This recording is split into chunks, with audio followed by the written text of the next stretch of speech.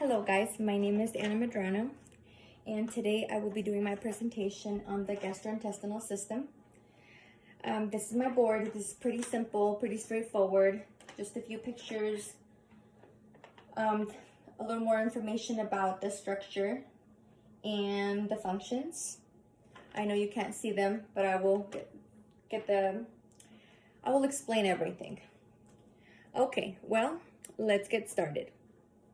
The gastrointestinal tract is the tract from the mouth to the anus. The organs take the food and liquids and break them down into substances the body can use for energy, growth, and tissue repair. Waste products that the body cannot use leave the body through bowel movements. The gastrointestinal system includes the mouth, the pharynx, also known as the throat, the esophagus, the stomach, the small intestine, the large intestine, the rectum, and the anus. It also includes the salivary glands, the liver, gallbladder, and pancreas, which make digestive juices and enzymes that help the body digest food and liquids, also called digestive system. The primary purpose of the gastrointestinal tract is to break food down into nutrients which can be absorbed into the body to provide energy. First, food must be ingested into the mouth to be mechanically processed and moistened. That would be the process of chewing. That's why it's very important for us to chew our food properly, because the more we swallow our food whole, the harder it is for our body to break it down. So that's a whole nother thing of the proper chewing and how many times to chew. But okay. So secondly, digestion occurs mainly in the stomach and the small intestine, where proteins, fats, and carbohydrates are chemically broken down into their basic building blocks. Smaller molecules are then absorbed across the epithelium of the small intestine and subsequently enter the circulation. The large intestine plays a key role in absorbing excess water. Finally, undigested materials and secreted waste products are excreted from the body via defecation. In the case of gastrointestinal disease or disorders, these functions of the gastrointestinal tract are not achieved successfully. Patients may develop symptoms of nausea, vomiting, diarrhea, malabsorption, constipation, or obstruction. Gastrointestinal problems are very common and in most people will have experienced some of the symptoms above several times throughout their lifetime. Risk factors for developing problems in the system include conditions as constipation, irritable bowel syndrome, hemorrhoids, perineal abscesses, perineal infections, diverticular diseases, colitis, colon polyps, amongst many more. Age-related problems of the gastrointestinal system are constipation.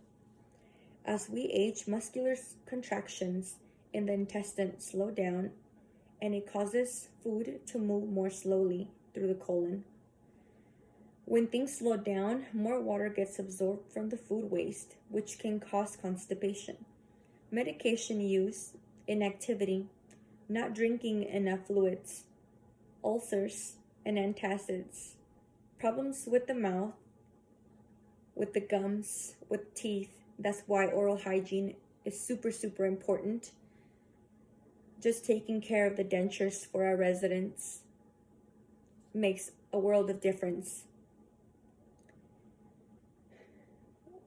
So problems with the mouth and esophagus, polyps, and GERD. 3 common disorders of the system include chronic constipation, chronic diarrhea, and GERD. Those are the most heard of, like amongst celiac disease but these were the 3 top most common. Chronic constipation is having fewer than 3 bowel movements a week for 3 weeks. That's considered chronic constipation. Chronic diarrhea could be a result of the body's inability to absorb foods, as with celiac disease and foods containing gluten. GERD is more often presented as heartburn, but uncontrolled GERD can erode the lining of the esophagus and lead to bleeding and more serious health problems.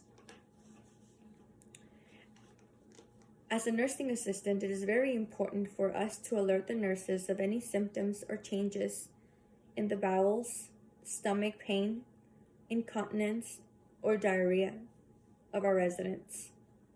Always promote a healthy diet and a good oral care. Take note if a resident begins to show signs of more serious illnesses, losing weight quickly, vomiting, abdominal pain, diarrhea, or constipation. All right, guys. Well, that's all I have for today. I hope that you guys had enough information or got good information regarding the whole system and the way it works and things to look out for. I mean, more common is having a little tummy ache every once in a while isn't terrible, but in the elderly, more often than none, it's a problem. There's something there. That's an alert for you to be more cautious when you're helping. I know that helping a resident with the bathroom, and it's not the most pleasant, but taking the time can certainly save them from a lot of pain or possible death if it's something that's very serious and we don't take the time to we don't even take the time to really investigate what is going on or ask questions. Okay, guys. Well, I hope you guys had enough information. Thank you.